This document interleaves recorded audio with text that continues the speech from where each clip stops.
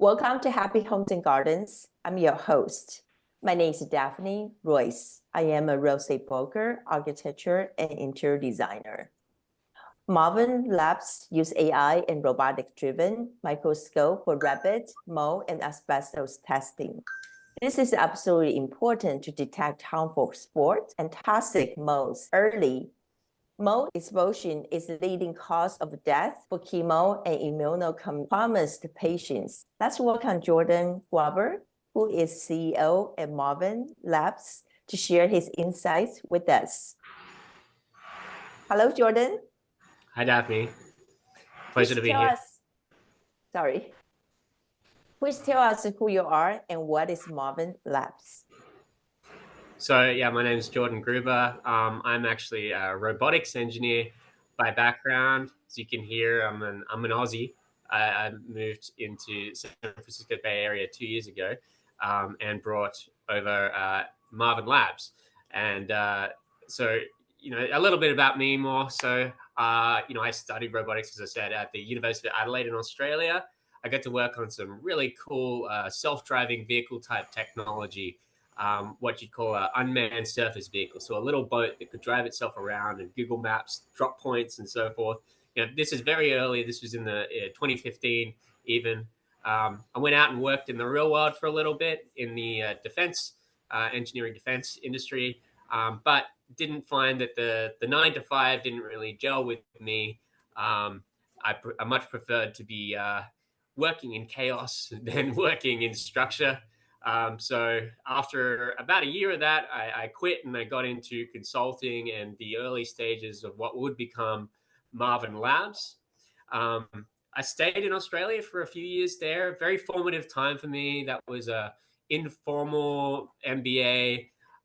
In the background, I was going deep on programs like how to start a startup, the Y Combinator type materials. Actually raised capital to start early prototyping. These are first-time angels in my city of Adelaide, if you can call it a city. It was more like a big country town. And working with consultants, contractors across the world, built the precursor prototype to what would become our AI mold testing technology. So that idea, why did I get into that? Well, my older brother is an environmental scientist. And at the time, he'd been working in Australia, working on sites, monitoring for lead and asbestos and mold and these kinds of things. And there was no, that what he would have to do is himself sit in front of a microscope and run analyses manually. Skilled work and very, very time consuming as well, very tiring. And a job that people really, really don't want to have to do. So that had him running scatters, and I delved in deeper to that and discovered, hey, this is a problem that affects millions on millions of people, and there are tens of thousands of people who work around this industry in mold, asbestos, and environmental contaminants. So, getting into the early stages, I kind of figured, hey, should really make a go of this. Let's make this a real thing. Let's make it a startup. And in 2020, applied to and was accepted by the UC Berkeley Skydeck program. They have a roughly 1.5% acceptance rate, and applied from Australia and still managed to get into that program. And that really opened my eyes to what's happening around Silicon Valley in the US and allowed me to go full time on the venture. And as soon as I was able, I packed my bags and 2 boxes, got on a plane and flew straight to San Francisco and set up shop. And that was around late 2021. This really has been eye-opening the last 2 years for me. And we refined our tech, we launched it, and now we're running a business around AI for mold and asbestos testing as well, actually. What a journey you had. Yeah, it's still going, but it has been a lot of fun. Please tell us the type of molds and what is toxic mold and what is dangerous of toxic mold to us. Yeah, so mold, there are tens of thousands of known molds, really, all kinds of species and families and so forth. But some are relatively benign for us, and some are very positive. For example, you might know of penicillium, which penicillin, one of the first very successful treatments for bacterial infections. So then there are, on the other side, there are molds which, like Stachybotrys, which are toxic molds. And these are things that we came to discover, particularly through the late 20th century. As we exposed to these particular molds, they release mycotoxins, which can affect, dysregulate our entire, systems in our entire body. From Stachybotrys is well known as it came to where the CDC had noticed a pattern in, unfortunately, young infants who were just dying, and they had no idea why. And it took a large scale study to find out that these infants, and this was in the 80s and 90s, had been exposed to toxic black mold, which is Stachybotrys, in their living environments. And then, of course, if it's powerful enough to kill infants, then it affects everybody. So a lot of people, even though it's not necessarily a mortal problem, it does become something that our bodies just take on, and you feel like you have a constant cold or flu. You're always got a runny nose for some reason, unsure why. Actually, I think it's something like 90% of chronic nasal infections are actually due to mold exposure in the home or office. So something very interesting about these particular molds as well is that they have evolved with us as we've built environments. The kind of molds that you would find out in a forest are going to be very different from the kinds that you're going to find in built environments, like homes and offices and so forth. As an example, you're not going to find a tree. A tree doesn't have as we do, like a piece of drywall with empty cavity space behind it. You won't find that. And the kind of materials that Stachybotrys likes to grow on are the kind of materials that we use in construction. And unfortunately, the problem only seems to be getting worse, particularly spurred by climate change. Climate change, on average, warmer temperatures, more extreme weather events, so storms and things like that. What causes mold to grow in homes, offices is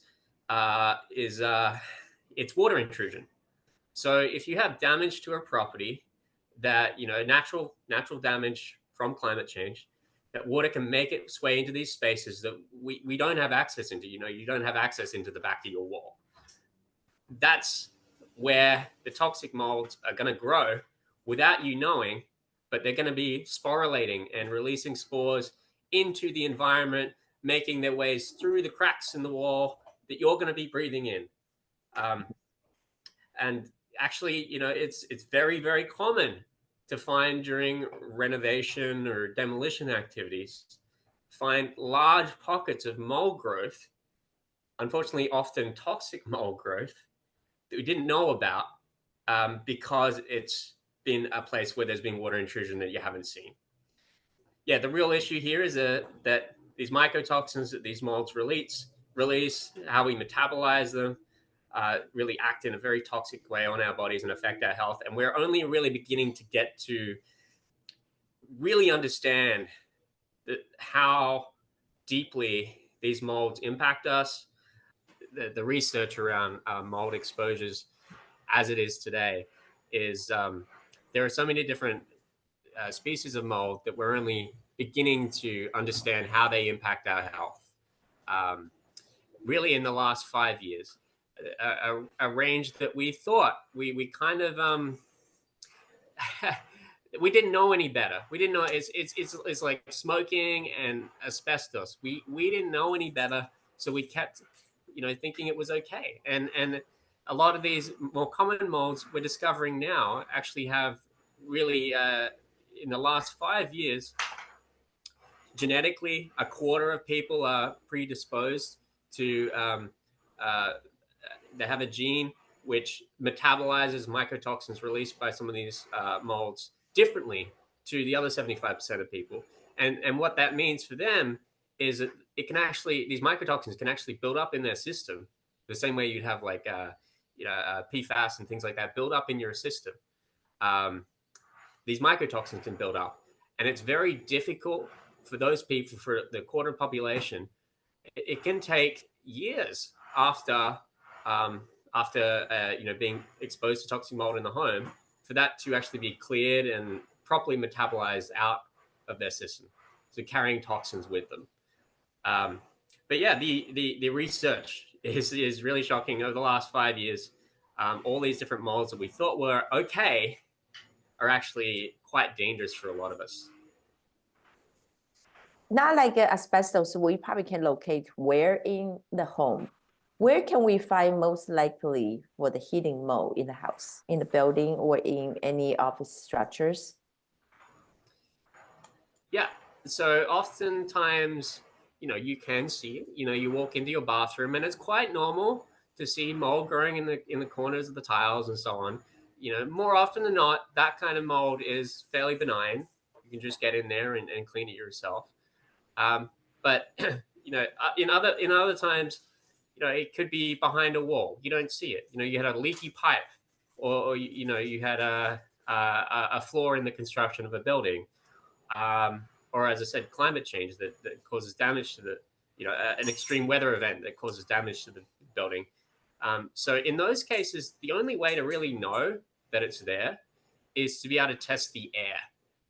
So what that means is, more traditionally, you would contact a mold consultant who, these people you find on Google. They're small, medium businesses often, or sometimes even franchises, where you call them, they come out to your home or property, your commercial properties included, and they use expensive professional grade air sampling equipment, which basically pulls particles from the air and deposits them onto a little gel.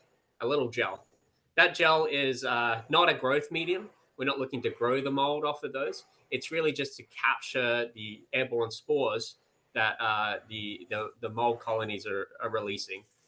And that sample is not something that a mold consultant traditionally can analyze themselves. It's actually a high skill role where the samples need to be dropped off or couriered to a laboratory where you have a microbiologist who's trained to sit there, look down a microscope, and they're identifying and counting particular mold spores. So there are, as I said, there are many thousands and thousands of mold spores out there. A lot of them look quite similar.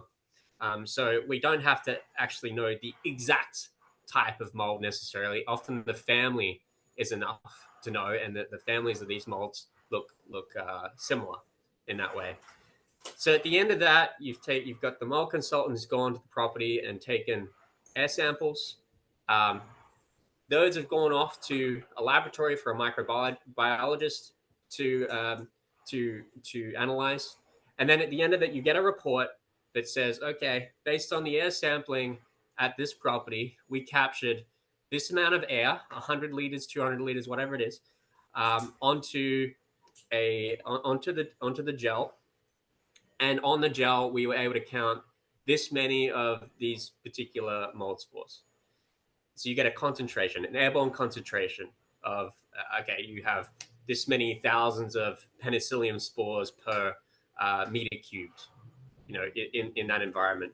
And you don't want high counts of any molds, really. You don't want high counts of any molds. That actually we have a natural defense against mold in those higher concentrations. You'll feel it and you'll sense it. It's that sense of mustiness. You walk into a a cave and it's musty, things like that. You walk into a teenager's basement bedroom and it's musty. They got to wash their dishes or whatever it might be. But in some of these molds in the lower concentrations are still doing you a lot of harm. And so you really want to know from that report which molds are benign. Many actually, in cladosporium, for example, in just about all concentrations is a known allergen. In high concentrations, it's quite bad for all of us. And that's the traditional way that you would monitor for mold and detect it. At that point as well, I will say you've done your air sampling. You may not be able to see where the mold is, but if you get a high concentration of a particular mold spore and you look around and you don't see it growing anywhere, that's where a mold consultant's going to start poking behind the walls and getting lights and cameras in there and even getting there with long swabs and probes to try and find where that mold could be growing, because the air sampling alone won't tell you where it's growing at in that level of detail. It'll say, okay, it's growing somewhere in and around this particular room. I had a story. I actually went to see a home recently. I can smell those musky air in the house. One side of the wall was all black. It's actually, you don't have to open the wall. The carpet was soaking wet. You can see that was happening for months. And someone's still living in the house. And I feel really bad for them. Yeah, I mean, they're not sure what they're being exposed to in that situation. And as I said, any high concentrations are not good for us, just point blank. They're just not good for us, particularly for children. Children exposed, young children, prior to the age of more toddler type age, if they're exposed to mold like that in a home for an extended period, they're 3 times more likely to develop chronic asthma by age 7. So even if that weren't a toxic mold, it's still dangerous. It's still dangerous in that sense. But yeah, I hope they manage to get that fixed, figure out where that water is coming from, and dry out those surfaces. At a point, it's time to go, okay, that carpet is gone. You get that piece of wall, that drywall. Drywall is porous. So, if mold takes hold on drywall, without a paint on it, the only thing you can really do at that point is you got to cut it out. You got to take it out of the building and get rid of it. Carpet's the same. Carpet's like a sponge. If you have prolonged mold growth on carpet, there's only mold is many mold species are very hardy. A good mold consultant won't actually say, "Hey, that mold is dead." They'll say it's inactive. It's inactive. Some of these are like the the water bear that can survive in space for months at a time type thing. It's like it dries out and it goes into a state of almost stasis, and then when it's able to access water again, whether it's high humidity or water directly onto that area where the mold colony is, it comes alive again, and that's when it'll start sporulating again and releasing these mold spores into the environment. A little bit of a tangent there, but passionate about this stuff. Question for you about the mold. Do they have to send us asbestos via biohazard material when they dispose mold? I think it depends on the mold, on the particular mold. Some are fairly benign. There's not really, so far as I understand, and this can vary by state, I don't believe there's any real regulation about a lot of these molds and how you would treat them. But so the professionals who are performing cleaning and remediation, we call it remediation, they're remediating that environment, definitely should be packing this stuff up into Ziploc bags on Ziploc bags and, using the correct chemicals to kill these molds, because the worst thing to happen is you think you have removed the mold successfully, and it just grows back. It just comes back. So very, very important to treat these molds like they are a biohazard, because they are a biohazard, and prevent it from being re-released into the environment after removal. What are the best practices to keep mold from forming again? Yeah, so in the times that you can help it, you want to be wary of wetness, high humidity as well. Very high humidity. It depends on the mold here again, but high humidity is great for mold. So if you think you have issues with mold, one of the things you can do is you can dry that environment, run dehumidifiers and things like that. That's often the case when removing molds, is they will run dehumidifiers. If you start to see mold growing, and this is something that general consumers and property owners can do, if you start to see it growing, get it cleaned as soon as possible. You can, in a lot of cases, clean it yourself. If you are concerned about your health, you may want it tested first. And in the case that you can see where it's growing, that's where you can actually buy swabs that you can send to laboratories for a microbiology review. We haven't even got to this, but there's an AI solution for this. Yeah, let's talk about your products and how does your Marvin air mold monitoring device work? Yeah, so we have a platform here. We're really about providing a groundbreaking suite of products for not just mold consultants, but businesses who want to be able to DIY monitor for mold and detect it, as well as consumers. So the core foundation of this platform is what we call the Marvin Lens system, and I have one behind me here. So the Marvin Lens is our AI microbiologist. What we've done is we've developed our own robotic microscope hardware here. So you think about a stage where you put your sample, these motors drive that sample around, and then we have cameras and computers on board that capture images of that sample under magnification. So what we end up with is all these images of particulates that we then use machine learning, deep learning to classify the particles in a way that a human microbiologist would.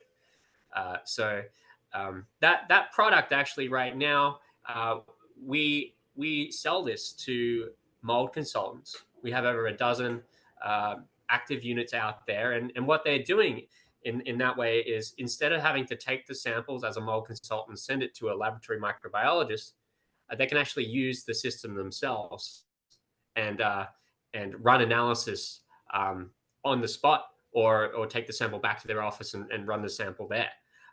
The advantage of that, the main advantage, is being able to provide same-day testing results and monitoring results to their clients. Because the alternative, as said, is you have to take these samples and you have to courier them or drop them off at a laboratory where there's a microbiologist. And in many parts of the US right now, to get a same-day analysis from a laboratory can cost you up to $200 for just one sample. A standard home will need 3 to 5 samples.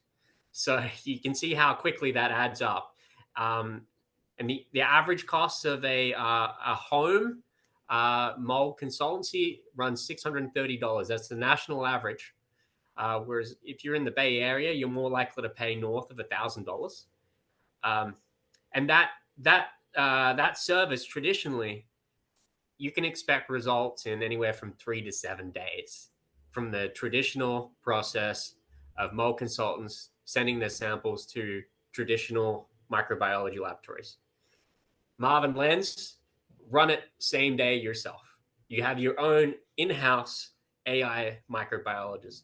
So that's a key part of our platform that we already sell.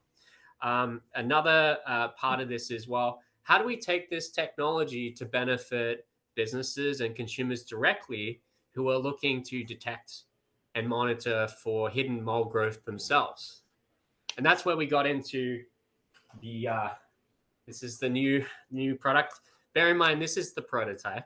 The new one's being released in mid-May. But this is Marvin Air. And what Marvin Air does is it is an all-in-one indoor air quality monitor.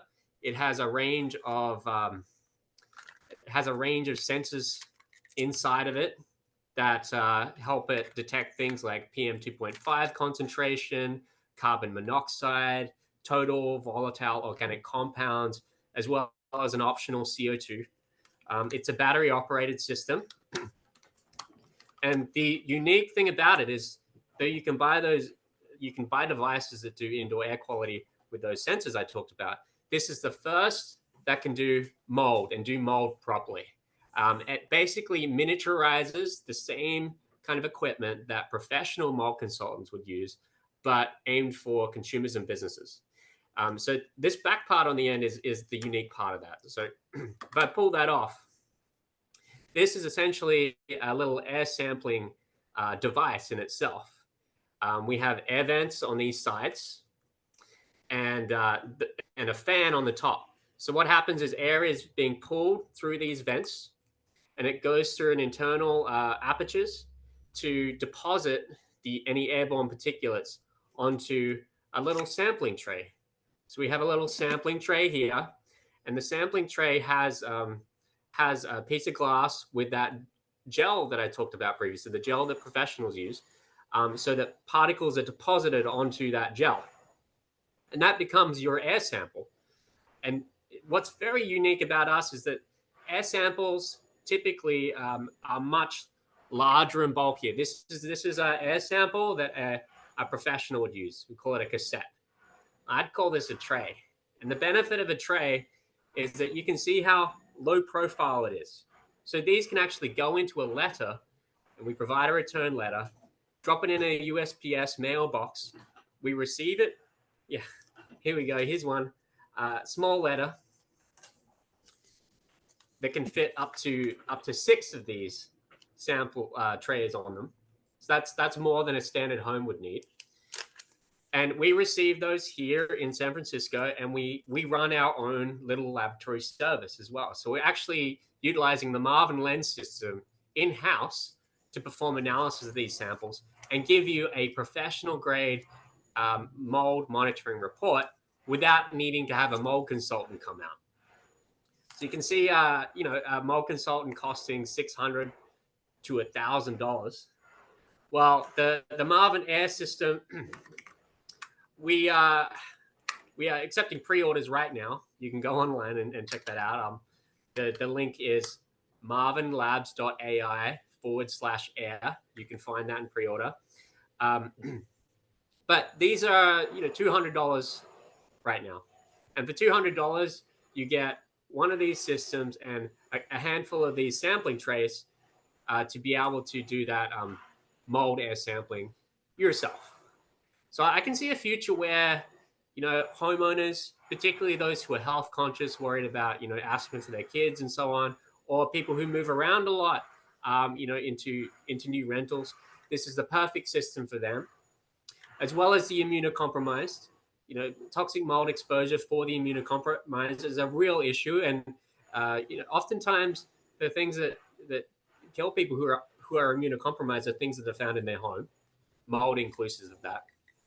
The other would be for real estate and property management on both sides. So for a renter and a tenant, this is a way for them to help their landlord and identify mold issues so that the landlord can come and address that. Because oftentimes, you take a photo of what you think is mold, it may not be mold. If you just take a photo of, your wall, it may or may not be mold. You don't know until you really have a proper test there. And that's what Marvin Air will pick up. The other is on the property management side of things.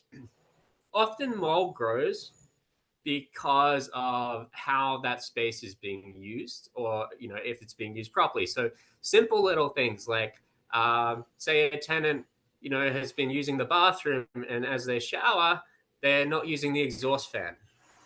Things like that. You get a buildup of humidity, and that's where you can have mold growth happening. Or in the kitchen, they're cooking and not using the exhaust fan again, or leaving areas of the property wet. There's a real use case for the Marvin Air where property management can say to tenants, hey, I'm going to give you one of these. You just leave it passively, does its thing in the corner. You have access to all the indoor air quality metrics, your PM 2.5 and your VOCs and carbon dioxide even. You can have access to that, and we actually have an app in development to enable that. That'll be launched before the end of this month.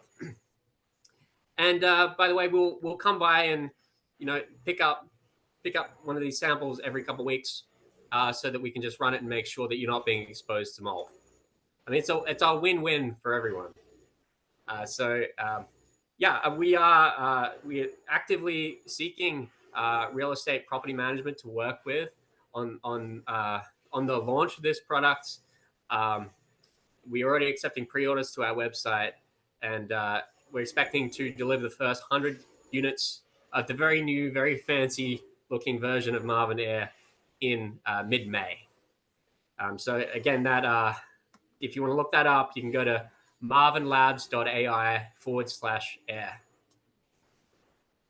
How big of area can each Marvin Air device cover, and how long can the device last? Yeah, great question. So for general indoor air quality, the guidance is roughly every 100 to 150 square foot is where you'll be wanting to monitor indoor air quality.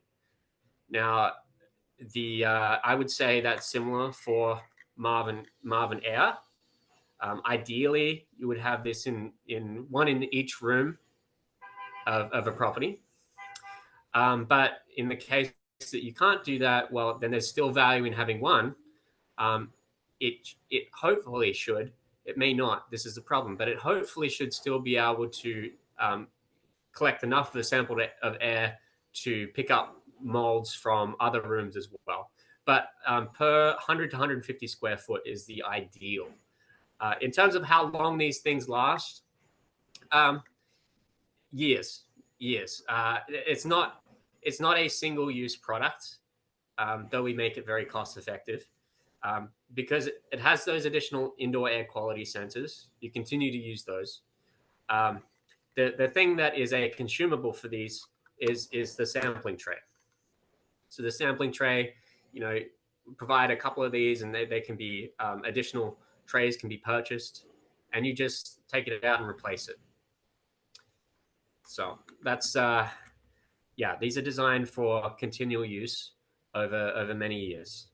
I'll say as well that it does have a battery on board, so it doesn't necessarily need to be plugged into a wall. And the way that it's designed is to use as little power as possible. So we're yet to test how long these things can last on just one battery charge, but I expect it would be months at a time. Marvin Air device is a world first do-it-yourself mold monitoring device. I think so. Yeah. What other things can your device detect other than mold? That's a really interesting question, because at the end of the day, what we're doing is we're collecting airborne particulates, right? And mold spores are one of those particulates. So, one thing that has been on the roadmap is pollens, for people who suffer hay fever and things like that, to know what pollens they're being exposed to. I myself, I suffer from hay fever. Funnily enough, I don't suffer from hay fever in the US, but I do suffer from it in Australia. So clearly there's some tree in Australia that has me going off the hook hay fever that we don't have here in the US. So for hay fever sufferers and asthma sufferers, this could potentially be a way of helping identify what particular things in their environment are causing them to have, more serious asthma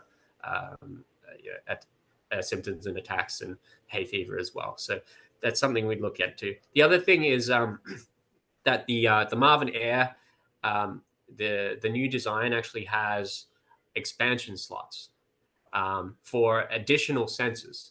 So in food and agriculture, oftentimes you want to know if there is formaldehyde, high concentrations of formaldehyde, which for the base Marvin Air unit is not provided. However, with the expansions that we will build, that are quite easy for us to build, frankly, they will have that additional capability that's important for different industries and different applications. Will your device provide something with a hard wire instead of battery backup in the future? Yeah, I mean, hardwired is already an option. So these do have if I hold up the station here, these do have a port here. In this case, it's a micro USB, but we're switching out to a USB-C. So you'd be able to plug these in and hardwire them. I'm sure you're thinking about the property management aspect of this, just leaving it. That is absolutely something that we support with the current design. And what should we do after finding toxic mold with your monitoring device? Yep. So Marvin Air is essentially your smoke alarm for mold, is the way I like to think of it.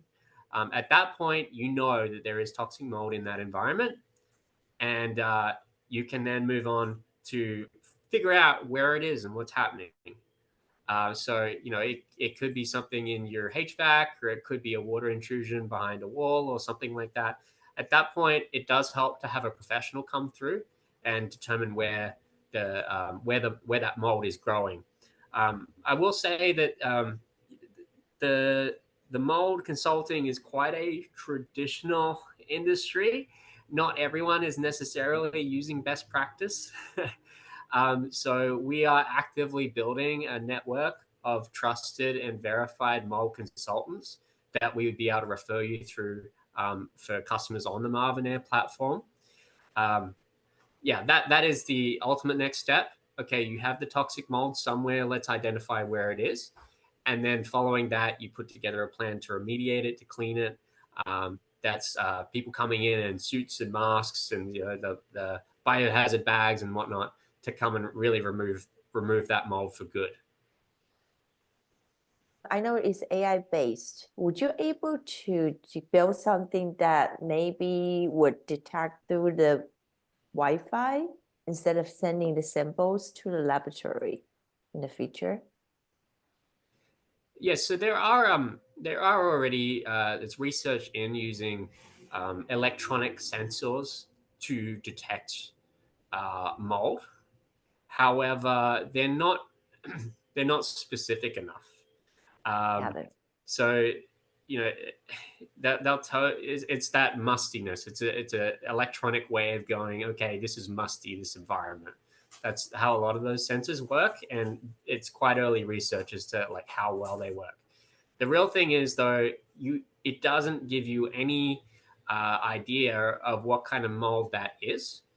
So the only real way to do that is you take the mold, the spores, and you put them under the microscope and you identify them that way. There is one other test you can do, which is at least 3 to 5 times more expensive, and that is you can genetic test the mold. But again, we're talking about many species of mold, and a spore of that looks of the penicillium family. There are many different types of penicillium subtypes there. It doesn't really matter the subtype. What matters is the family type. That's how you're going to treat that. The same with stacky, black mold. We don't like to use black mold as a term really anymore because lots of molds are black, but miniaturizing the microscopy element is something that we have definitely considered and we may implement. But the issue then becomes that's a very professional, highly sensitive piece of equipment that has to be maintained, that has to be operated by someone who's trained, and ensuring the quality of result on a system like that, I think would be far too challenging, as well as the actual system would be far too expensive for just about everyone who'd want a real-time mold monitoring. So I think the happy medium is the Marvin Air, and that's where we got to the design of that. One last question for you. When people sending in those samples to a laboratory, how would they get the replacement piece of device that you put in the Marvin Air? Would Yep. they be able to order additional ones? Yep. So we already have a e-commerce website available. Create an account, and on that website, you'd be able to order more of these trays. And I said the beauty of these trays is that they're so small that you can put them in a letter. So we can just send them in a letter to you, and then you've got enough samples to run for however many Marvin Air units that you have deployed, to make it as easy as possible. It's that's the aim here. Please tell us where your website is and how can people order a Marvin Air kit? Yep. So our website, you can go to marvinlabs.ai. That'll take you to our website. And you can pre-order the Marvin Air at marvinlabs.ai/air.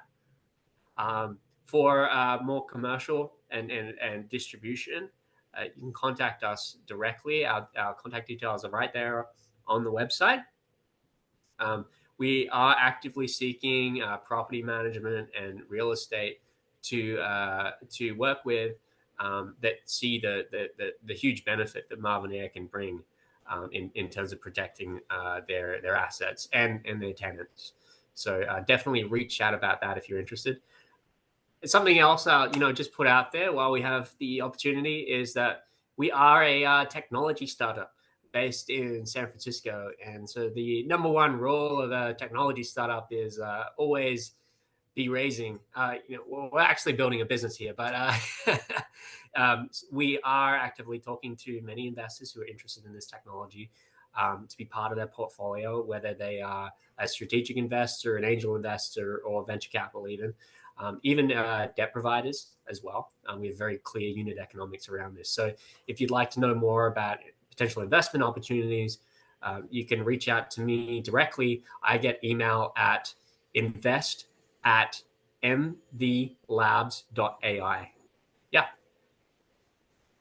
Thank you so much, Jordan. I learned so much about toxic mold and mold today. I really appreciate your time. No worries.